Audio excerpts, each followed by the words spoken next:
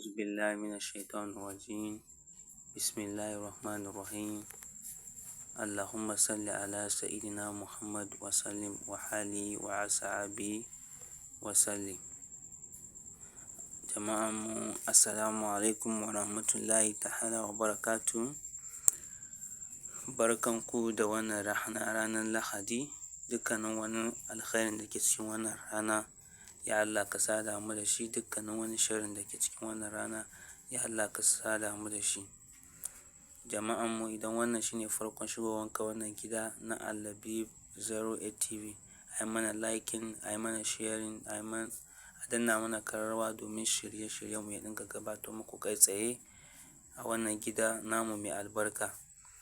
Sihirin da muka zo muku da shi yau shine sihirin dafa'i da jalabi da kuma sihirin warware dukkanin wani damuwa a jikin mutum. Yanda ake aiwatar da wannan shirin shine kamar haka: za a nemo ganyen bini da zugu fari da kuma tsidugu da kuma gwaska da kuma ƙwan agwagwa da kuma kwakwa guda ɗaya babba ƙato wanda akwai ruwa a cikinsa sosai. Su wa'innan abubuwan shine za a nemo.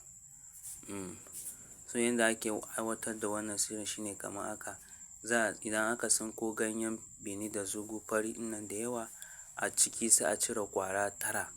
In an cire ƙwara 9, sai ƙwara 9 ɗin sai a raba shi gida 3, that is kashi 3, guda 3, gida 3 sau 3 kenan.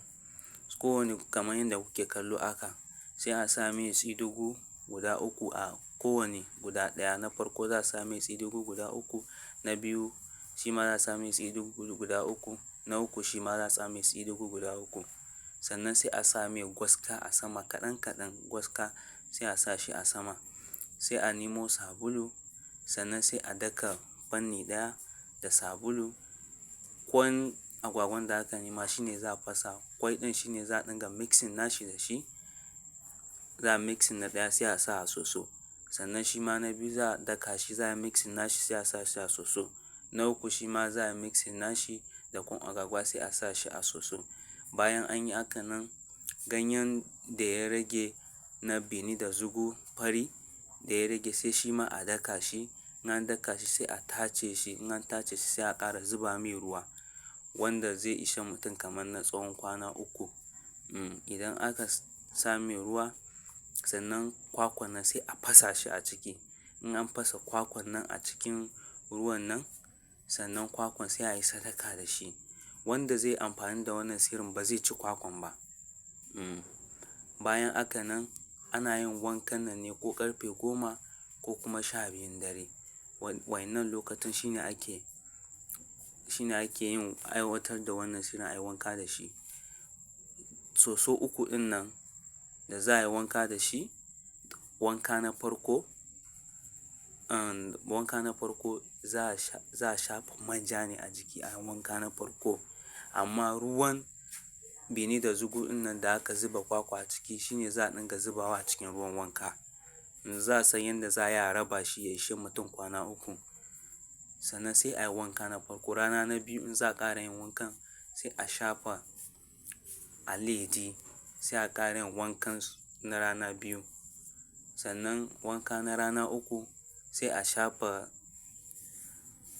zuma original one mai kyau sai a shafa shi. Shi ma sai a ƙara yin wankan rana na 3.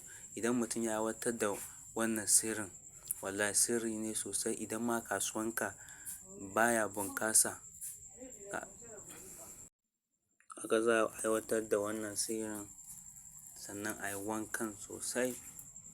Mujarrabin ne sosai. Kar a manta, na farko za a yi amfani da manja in za a yi wankan, na biyu za a yi amfani da aledi, na uku kuma za a yi amfani da zuma a aiwatar da wannan sirrin a tsawon kwana 3.